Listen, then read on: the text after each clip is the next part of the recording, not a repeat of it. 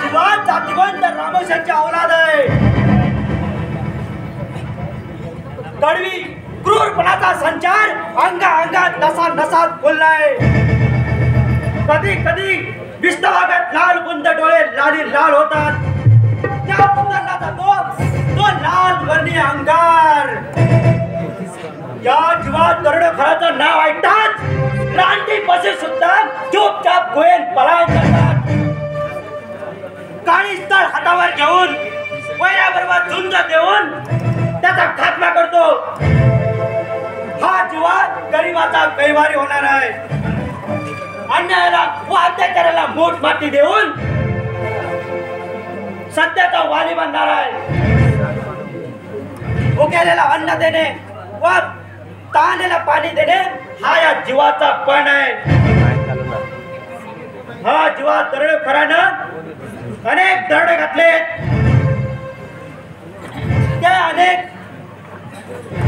त्या लुटीच्या मालातून उभे राहिले ते गोर गरिबाचे संसार.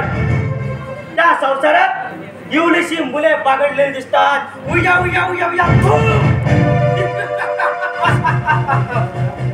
अनेक शाळा उभ्या केल्यात आणि जितभर अंतरावर उभे टाकले. समाजात आर्त किंकाळ्या त्यात जुलमी जबरदस्तीचा वृक्ष फोपावतोय.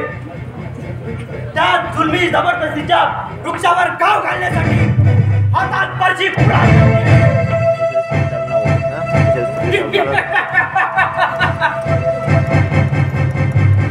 हातमा करीन एकेकाचा. म्हणून एक परशी हातात धरले. तेच परशी धरलेला हात मी खाद्यापासून ओढून टाकली. नक्क्या अरे रामाच्या कुळाला बट्टा लावलायस तू. रामाशी वाड्यातला आमचा साथीदार तू. आमच्या भावबंदिकेतला भाऊबंद आणि मित्र हो मित्रत्वाच्या नात्याला आणि शत्रू का झालास. भावबंदकी जाती जमातीचा वैरी का झालास. भावबंदकी आपल्या समाजाला लावायला साप आहे.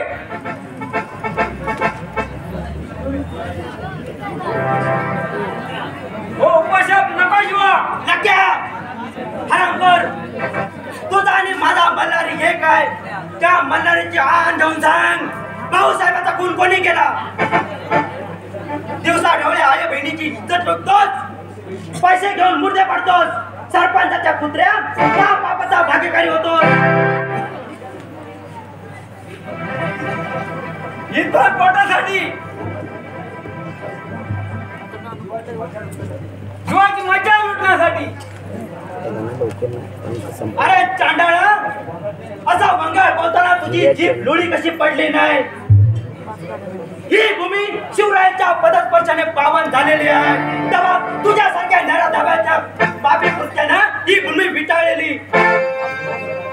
राजाच्या शिपायाने पाटलाचे हात पाय कापले तसे तुझे हात पाय कलम करून तोडून टाकेन. अरे पुराण हातात धरायचे ते पोट बांधण्यासाठी घाम गळून. शंका पाडू नकोस.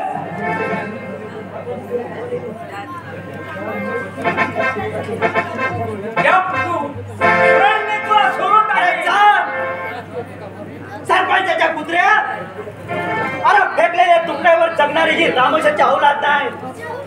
तेव्हा तुझ्या रक्ताने ही धरणी ठाई माय करून टाकेन. तेव्हा जे पाप नष्ट होणार आहे. गरमी चालली तुझ्या अंगात. गरमीला वेळ लागणार नाही.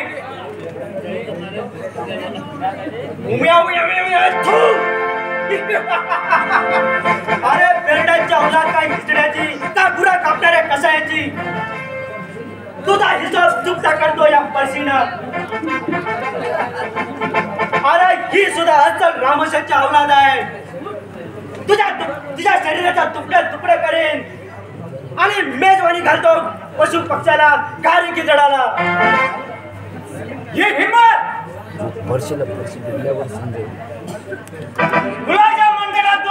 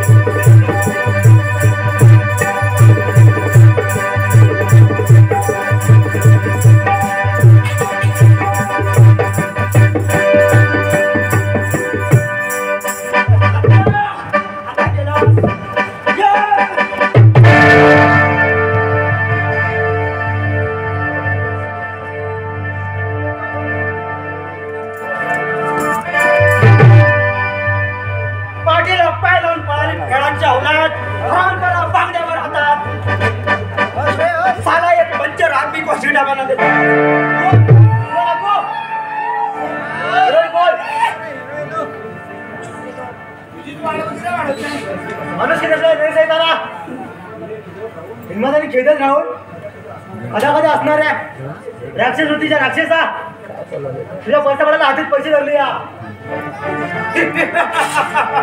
अरे हा जीवा डाकू गुन्हेगारी प्रवृत्तीचा सम्राट असून रक्त लंचित आहे.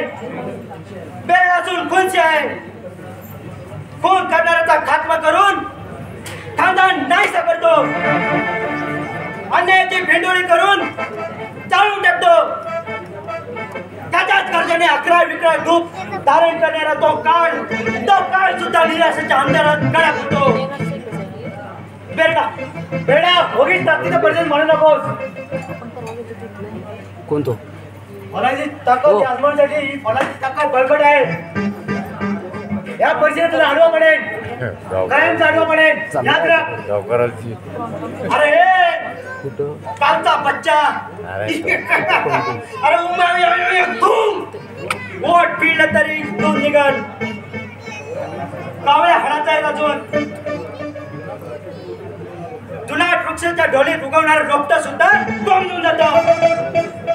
अरे जमिनीवर सरपटणाऱ्या गोगलगाईनं आकाशी उडणाऱ्या घारीशी सामना करू नये. पण तीच आकाशाची वीज पडायला तुला तरी खाप होईल. दोन खाप होतो. याद राख. कशा ताकदीचं प्रदर्शन मानतोय. आयच्या मान लय वळवळ करताय गटारीतल्या किड्यागत. रे तूच गटाराचा गटा किडा आहेस. त्या गडीत तू वाढलास. माणूस त्याला काही पासून ही नृत्य केलीस. अरे तुम्ही जर ही नृत्याच्या कपाला मागे आहे. तुझ्या हत्या त्याला थोडे वाढण्यासाठी टिपरची हाती धरली आहे. विशाला नागाला तुझा नरडात खेचून टाकणार आहे मी. यम्मा यम्मा उया उया उया उया तू मला त्याच विचारी नागाच्या विळक्यात तट पडून जाशील. कचकळून आवळेन. अरे काय सर्पा तुझा मुंडका धडावे करतो या पर्सीना. अरे बेडा माझ्या वडिलांचा तू खून केला. सर्पाच्या सुपारी होती ना कुत्र्या. या पर्सीना तुला सोडून काढतो कायमचा. तुझ्या हाडाची चिरपाड करून तुला झाडाचे तुकडे तुकडे करून काळ करेन. तुझ्या नसा नसात रक्त सोडता येते सुडाचं. तुझ्या डोळ्यातून आग ओतली जाते सुडाची. त्यात अग्नीच्या ज्वाला भडकतायत. तुझ्या मस्तकात सुडाचा चक्र फिरतय. म्हणून हातात शस्त्र धरण्यात का तू पर्शीच. ह्या हाताने सर्वांना पर्शी ना तुझ्या बदला द्यायला मातीत काढणार आहे. तुझ्या गुन्ह्यांचा आवाज या अंगातून कायमचा बंद करणार आहे. माझ्या वडिलांचा बदला घेणार मी. बेडा तयार राहा.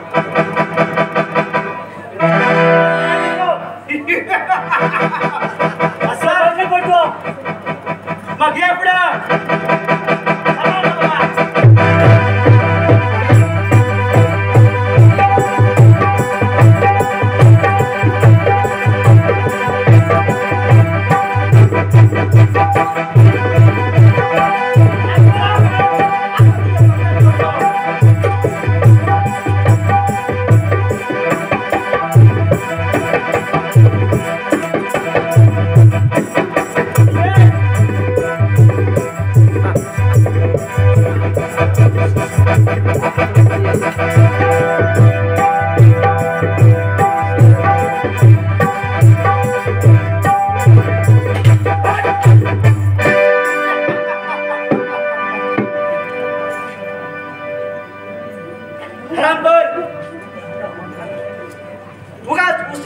आव्हान केलास.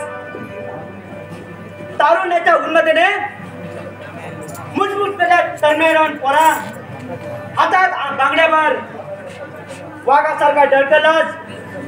पण सशासारखा डरपोळ निघालास. बिनजप्तीचा वाघ म्हटला पाहिजे तुला. पंख तुटलेल्या पक्षाला थोडीच भरारी मानता येते. नाही, माझ्या पंखात बळ आहे, अंगात विरोध आहे, अंगात संशय देतो जो माझी प्रेरणाशक्ती वाहन आहे. मग का पराभव पत्करलाच? हातातून पर्ची का गळून पडली? हलकट माणसा, तुझी मस्ती जिरली. पराभवाने चेहरा काळा टिक्कर पडला. अरे या जीवाशी सामना करणं सोपं नाही. जीवा एक रणांगणात अपयशाने मार घातली, पण पुढच्या वेळी तुझ्यासाठी जंगी सामना करून विजयाचा हार घालेन आणि तुझा धडा वेगळा करेन. त्याआधी तुझी जिद्द सामनावर जाळली जाईल. तुला तुझ्या बापाचा खुनी पकडायचा आहे ना? त्याच्या रक्ताची स्थान लागली ना तुला? तुझ्या हृदयात सुडागली सळसळते ना? म्हणून तुझ्या अंगाचा नीळ पापड झालाय. ठीक आहे पर्शी, घे आणि कर माझा मुंडका धडा वेगळा.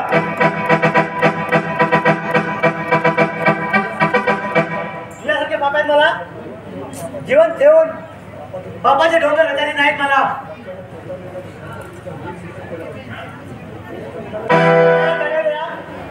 दर पैशाच्या वेळेस त्याचं शरीर कापून धडा वेगळा करायला पाहिजे. धडा दाबा, शेणा स्वर्ग दाखवतो तुला.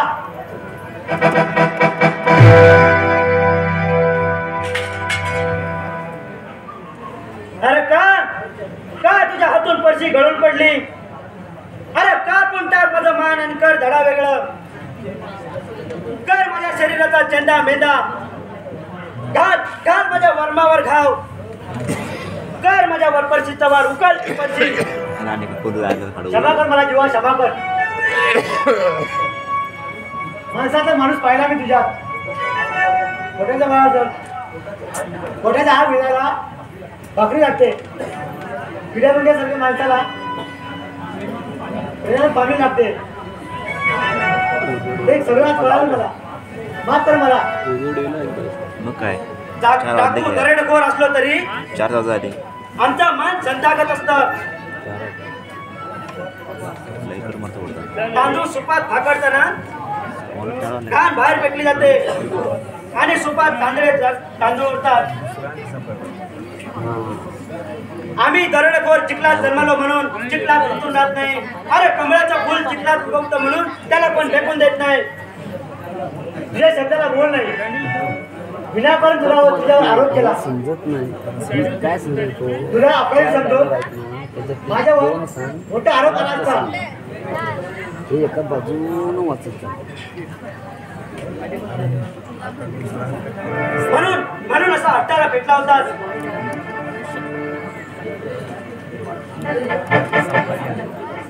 मी सुद्धा माझ्या खंडोबाच्या हान घेऊन सांगतो. भाऊसाहेबांचा खुनी तुझ्या समोर नाही उभा केला तर हा जीवा रामोशी नाव सांगणार नाही. भाऊसाहेब एक देव माणूस होता, देवदूत होता, देवात्मा होता. गरिबांचा अश्रू पुसणारा एक देवदूत होता. या गावातली एका हुतात्म्याने ज्यावेळी आपल्या या गावात दुष्काळ पडला होता त्यावेळी त्या हुतात्म्याने त्याच्या घराची तिजोरी या गोड गरिबासाठी खुली केली. नाव काय त्या पुण्य त्याच्याचं? कोण असा पुण्यवान आहे? देवात्माच तो देवात्मा तुझे वडील भाऊसाहेब होते.